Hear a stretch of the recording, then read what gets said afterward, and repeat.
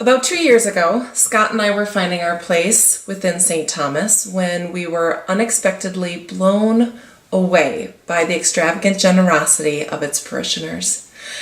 At the same time, we were struggling to start a family and felt a little bit more than lost.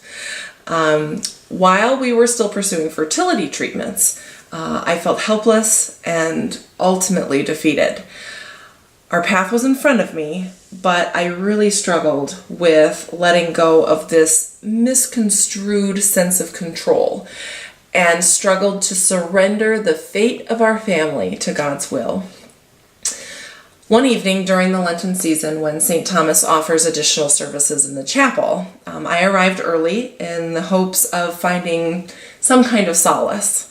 The peaceful environment and the prayerful experience led me to tears, and ultimately provided a space where I was able to allow the Holy Spirit to finally settle into my heart, which previously I hadn't been able to do.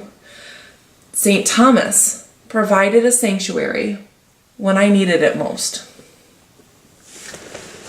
It was about a year and a half later, Genevieve and I were into the adoption process, and we had met with a birth mother that asked to meet with us for a second time.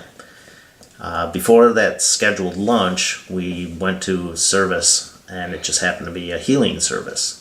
I didn't feel comfortable participating, but Genevieve encouraged me, and I joined her at the altar.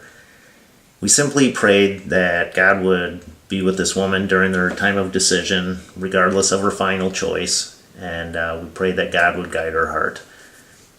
Lunch went well, and that evening she texted us and asked if we would be this little boy's mommy and daddy. Looking back at the life event, I'm reassured that God gives you what you need when you need it, and St. Thomas's offering of the prayer service in that particular day was no coincidence. Yeah. The countless number of prayer offerings from everybody in the church was remarkable to me, and the power of prayer cannot be denied in our experience over the last several years. So then coming full circle, after being matched with Gabriel's birth mother, the generous outpour of joy and celebration from our St. Thomas family was both unexpected and beautifully overwhelming. We truly experienced the extravagant generosity found within the members of this community. The youth group threw us a baby shower.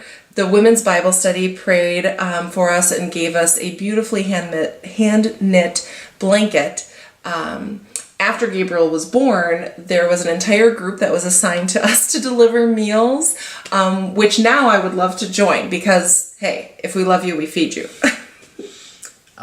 Even during the application process, there was a couple in the parish who provided us with a reference.